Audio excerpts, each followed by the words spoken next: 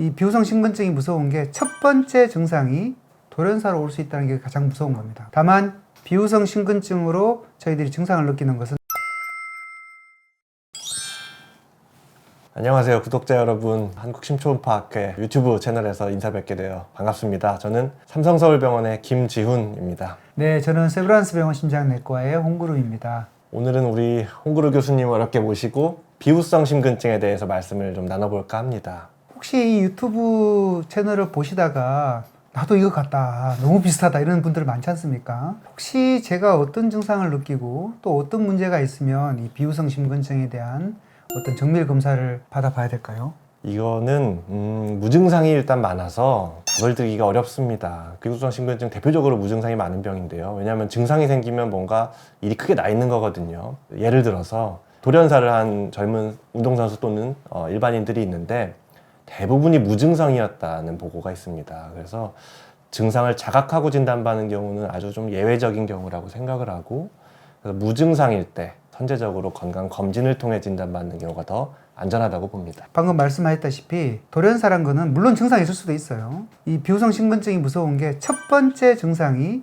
돌연사로 올 수 있다는 게 가장 무서운 겁니다. 다만 비후성 심근증으로 저희들이 증상을 느끼는 것은 피가 나가는 길이 막히는 경우, 아니면 근육이 많이 두꺼워지고 나이가 들어가지고 심부전증 증상, 평지는 괜찮은데 오르막길 올라가는데 평소에는 괜찮은데 갑자기 숨이 차다, 또 가슴이 너무너무 두근거리고 부정맥 증상 이런 게 생긴다든지, 부정맥이 생기고 난 뒤에 젊은 나이에 뇌경색이 온다든지 뭐 이런 여러 가지 증상이 있으면 당연히 우리 심전도도 찍어보고 여러 가지 검사를 하게 되는데, 비후성 심근증은 다행히도 심전도 검사를 해보면 아주 특이한 사인이 보이죠. 예, 대부분 비후성 심근증이 의심된다 또는 심장 초음파 검사를 받고 싶다 오시는 젊은 분들은 지역에 있는 의원에서 심전도 검사를 하고 이상하다, 의심된다 하고 오시는 분들이 대부분인 것 같습니다.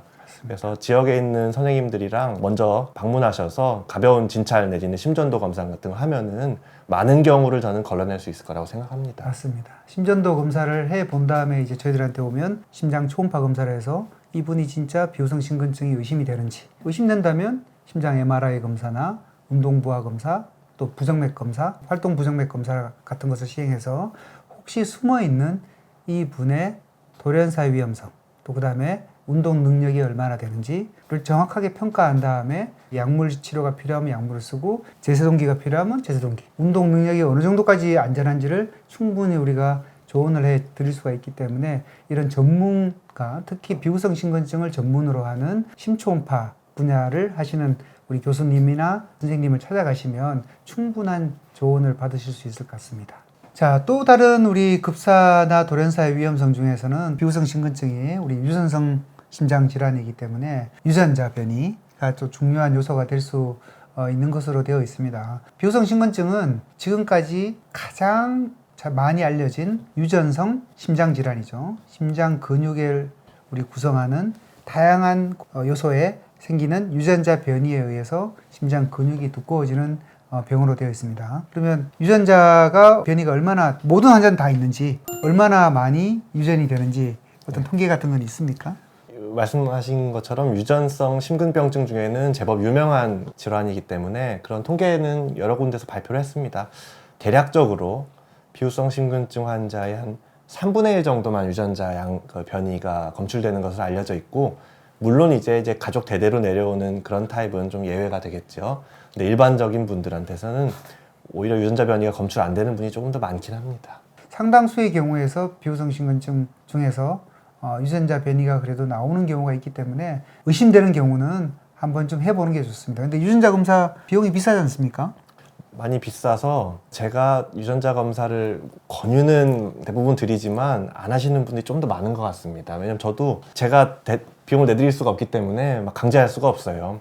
혹시 홍구루 교수님은 어떤 분들한테 주로 강권을 하시나요? 강권은 하지 않고요. 꼭 필요하다라고 말씀을 드리는 건데요. 일단은 지금까지 나와 있는 데이터로 보면 유전자 변이가 있는 경우 50%의 확률로 내려갑니다. 그러니까 50%라는 것은 내가 만일에 유전자 변이가 있는 비후성 심근증 환자라면 내 자식이 2명이면 적어도 50%는 유전자 변이가 내려간다는 거죠. 만약 저는 굉장히 심한 비후성 심근증이 있습니다. 근데 제 아들이나 딸이 유전자 변이가 있다라고 나오더라도 이분이 저하고 똑같은 타입으로 오지는 않는다는 거죠. 이 어려운 게 상당히 다양한 패턴으로 나타난다는 겁니다. 유전자 변이가 있다라고 똑같은 형식으로 절대 안 나타나기 때문에 이게 가장 애매한 부분이라 할 수가 있겠죠. 그래서 저 같은 경우는 첫 번째는 진단이 불확실한 경우, 인생을 결정해야 될 중요한 문제가 있기 때문에 이런 경우는 유전자 검사를 한번 해보고 만일에 유전자 검사가 나온다 그러면 확신이 되는 거고 아니면 조금 더 지켜볼 수도 있기 때문에 진단을 확실히 할 경우에 하는 경우가 있고요. 또 한 경우는 가족 중에서 아주 치명적으로 돌연사가 많이 일어난다거나 뭐 이런 분들이 있을 수가 있기 때문에 이런 분들은 오히려 너무 걱정하면서 사는 것보다는 아예 내가 있는지 없는지를 알고 싶어 하는 분들이 있고 또 미리 스크리닝을 하시기를 원하는 분들이 있기 때문에 이런 분들은 본인이 이제 원한다면 비용적인 것은 좀 비싸지만 다양한 부분에서 유전자 검사가 꽤 중요한 요소로 이제 자리를 잡아가고 있습니다. 김준 쌤 어떻게 생각하세요? 저도 진단이 좀 불확실할 때 비슷한 병들이 제법 숨어 있거든요. 그래서 그런 분들한테는 제가 먼저 꼭 하자고 말씀을 드리고 이제 비후성 심근증 진단이 확실한 분들한테는 자녀분들의 그 미래를 위해서 검사를 해두시면 그 결과에 따라서 또 우리가 대응할 수 있는 역량이 좀 많아질 수가 있어서 그런 분들은 해보시는 게 일단 도움은 된다고 알려져 있습니다. 그러면 유전자 변이가 있다고 해서 예후가 안 좋다거나 문제가 있을까요? 몇몇 유전자 변이는 좀 유독 예후가 좀 안 좋더라, 더 많이 돌아가시거나 혹은 신부전으로 잘 가더라 이런 게 알려져 있기 때문에 유전자 검사가 꼭 불필요한 것만은 아니고 특정 유전자가 나왔을 때 우리가 조금 더 검사를 자주 하고 병원을 자주 오시게 하고 조기에 대응하는 게 이제 가능해집니다. 또 그리고 유전자 검사를 해보면 꼭 하나의 변이가 있는 경우는 아니고요. 비후성 심근증의 유전자 2개 또는 3개의 변이가 있는 경우도 있거든요. 그런 경우는 실제로 예후가 훨씬 더 안 좋다라고 되어 있고 또 비후성 심근증뿐만이 아니라 다른 심장 근육에 생기는 다른 병에 따른 변이가 동반된 경우도 있기 때문에 또 이런 경우는 또 거기에 맞춰서 치료가 가능하기 때문에 환자들의 예후를 평가한다거나 진단을 확실하게 한다거나 아니면 가족 구성원의 어떤 진단을 조기에 한다거나 이런 경우에는 굉장히 도움이 되기 때문에 무조건 다 하는 게 아니라 반드시 전문가하고 상의 후에 필요한 경우는 유전자 검사를 꼭 한번 해보는 것도 훨씬 더 좋은 면이 있을 수가 있습니다. 의학이 발전하면서 여러 가지 검사나 연구나 이런 것들을 통해서 진단은 많이 되고 있지만 또 이런 환자분들을 또 잘 치료할 수 있는 전문가들이 함께 나서서 환자들과 전문가들이 모여서 환자들의 예후를 개선을 하고 치료 방법들을 또 더 많이 할 수 있는 것들이 굉장히 중요하다고 생각을 하고 있습니다. 저희들이 말씀드린 많은 내용들이 우리 환자분들이나 구독자 여러분들의 건강을 지키는 데 있어서 큰 도움이 되었으면 좋겠습니다. 저희들이 더 힘이 나고 열심히 하기 위해서는 이 한국 심초음파학회 유튜브 채널에 대해서 좋아요, 구독 꼭 눌러주시고요. 앞으로 많은 시청 부탁드리고 더 많은 성원을 부탁드립니다. 네, 감사합니다.